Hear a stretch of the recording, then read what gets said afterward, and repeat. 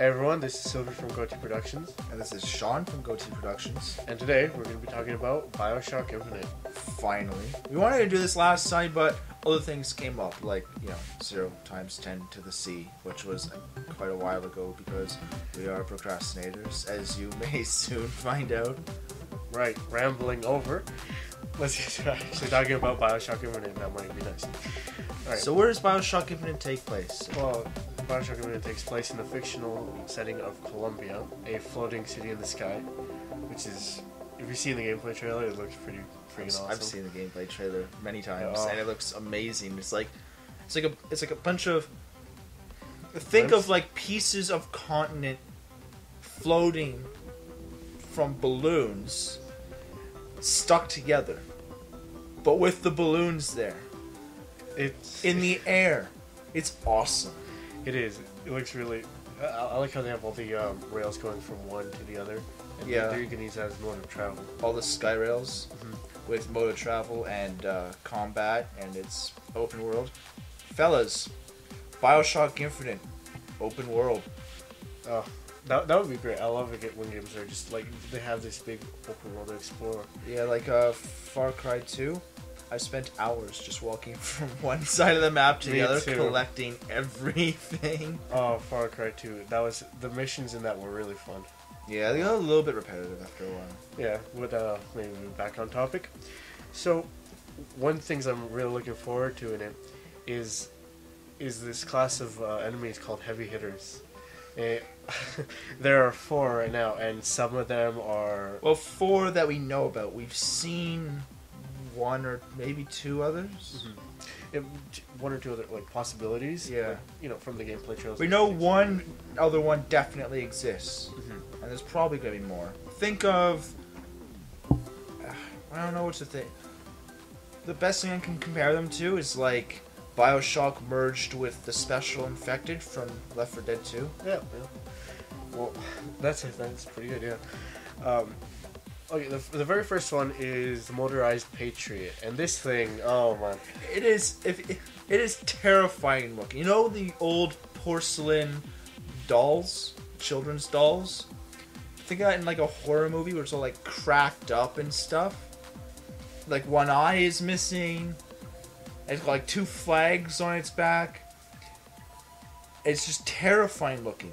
well, to be fair, all of the heavy hitters are pretty terrifying looking. Yeah. That one is pretty bad, but Its weapon is also pretty terrifying. yeah, the peppermill. The peppermill. Yeah, it's a very strong weapon that can actually be used by the main character, as long as you've downed one of these motorized Patriots. Which could possibly be a problem. Yeah, because those things look pretty strong. Like, they're these robotic clockwork, of course, steampunk. God, I was steampunk. Clockwork fellas, right? With a porcelain face and everything, and they're patriotic. It's in 1912, so everything's gonna be super patriotic. With these Gatling guns that are hand cranked. But what's scarier is how uncanny they look. Because when they crank it, their hand moves unbelievably fast. They just look like well, they are a machine, but they just look like a killing machine. Like, you know what they're there for. They don't have another purpose. Their purpose is to murder you.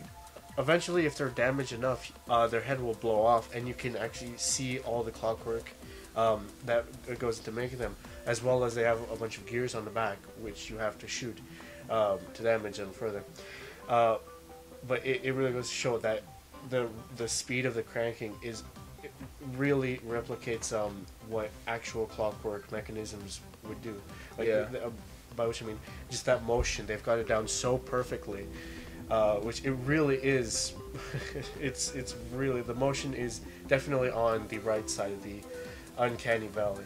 And Yeah. if we're going to talk about the uncanny valley, we've got to talk about the handyman. Oh my goodness, the handyman. Okay, so their size is huge. Think of, again, Left 4 Dead 2. Think of a tank. Think of like a tank sitting on a tank's shoulders. That would be With like an I-beam in each hand, which is essentially what these guys are. And they look amazing because the way they are laid out is these big. They almost look like big oafs, right? Like big clumsy fellas, but they're anything but, right? Their arms, like their arms are gigantic. It's almost gorilla-like in how they look. Their hands are huge as well, with these huge gorilla-like arms and hands, right? And they got these porcelain hands, which is why they're called handymen, right? These giant guys, but they're in these metal. It's like a metal body, but it's a human head, and the human head's like all scarred up, and it's got like an exposed heart. That is probably the the thing that kind of like gets me going the most. It's just that exposed external heart. It's very like it's almost just reminiscent of like like 50s kind of like sci-fi in the way it's made, but really it's like the whole thing is just this horrible mix of like very animal-like characteristics, human characteristics, all like wrapped up in this big threatening and very agile clockwork machine. And yeah, it's a very agile package. Yeah, but, they're very, very quick, and we've seen them with the open environment. It looks very cinematic in how they move. They won't just spawn around a corner and then come at you.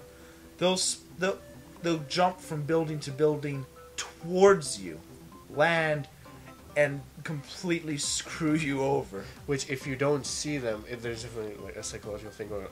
There's a big psychological theme, I think, in Infinite, much more than the other games. Yeah, the other games were supposed to be horror. This game, it's not, boo, I've frightened you horror. It's, these things are legitimately frightening. Yeah, they've done a very good job like with the psychology. Yeah. At least I think so. And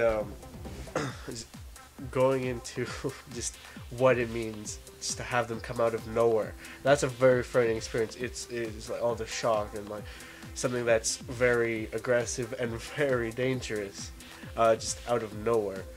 But at the same time, if you see it from a distance and you see it coming towards you, that also definitely has an effect on you. You can see it and you're like, oh no, it's coming towards me. It's not like you're gonna avoid it. It is looking at you. It is coming towards you. You can try to hide. It'll find you. And if you're not prepared, it'll probably throw you off the edge and you'll fall very, very far and then die. It's much like the motorized patriots as well. Even if the motorized patriots aren't shooting you directly, they will always, like, typically still look at you with that like terrible face. Yeah, they have a terrible face with a deathly stare. And if they're shooting something else, they're still going to be looking at you. Every time you hit them, their head will move back a little bit like they just got hit by something. But they'll keep that stare on you even when you blow their face off. It's pretty ridiculous, like how well they've designed it, at least from what we've seen in the gameplay trailer. Yeah. Like the motion of them is remarkable. Yeah, and if we're gonna talk about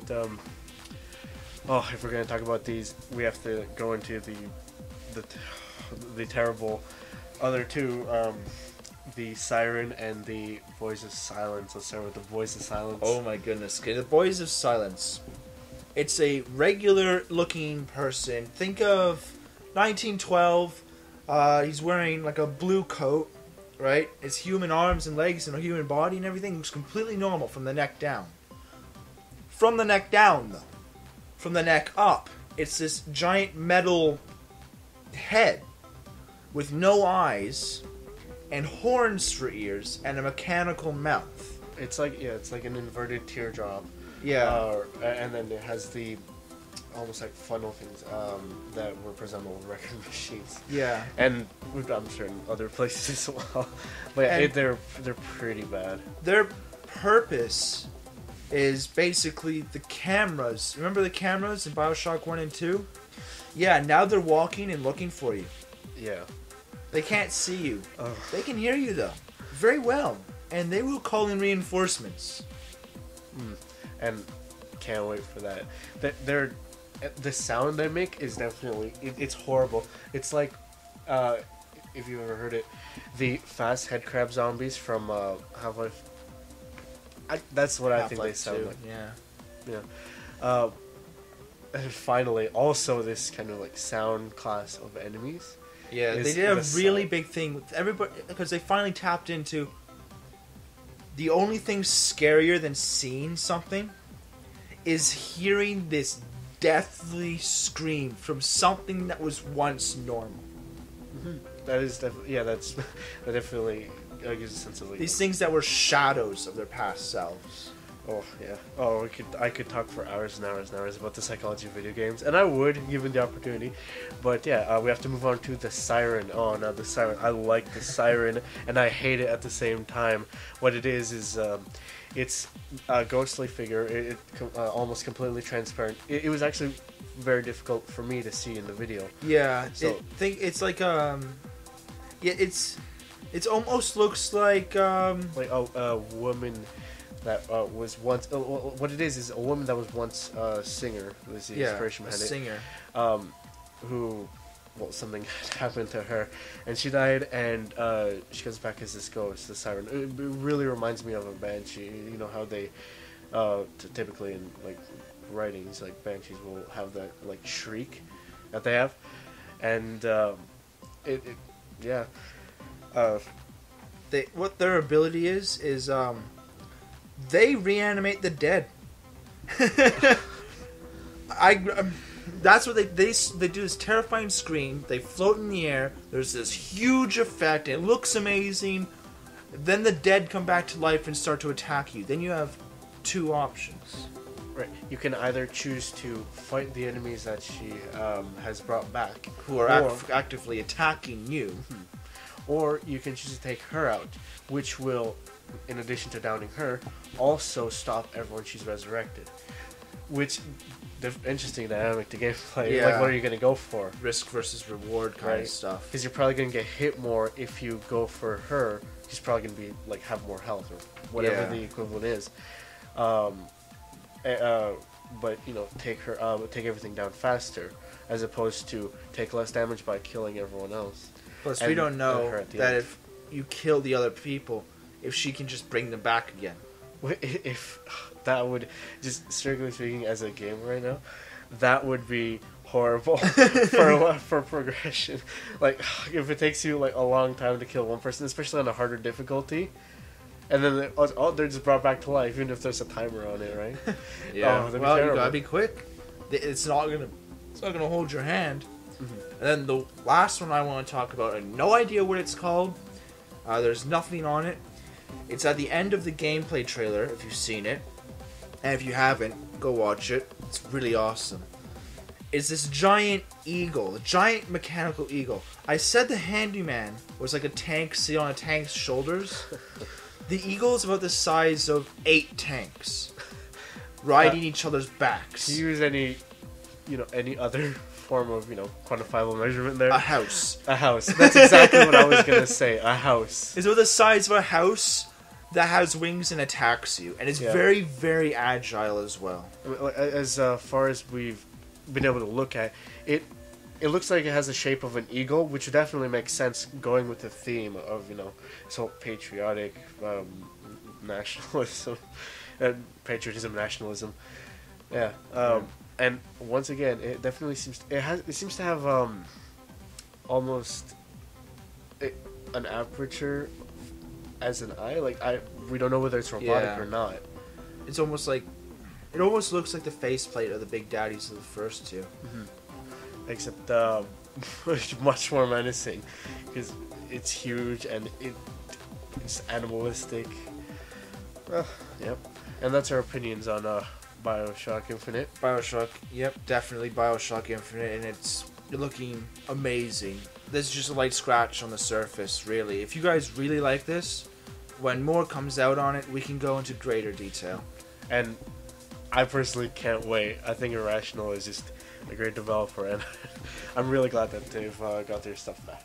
Not to say that they've ever lost it, but I'm not saying anything. Yeah, it just looks incredible. Anyways, this has been Sean from GoateaProductions. And this is Silviu from GoateaProductions. And we'll see you next time.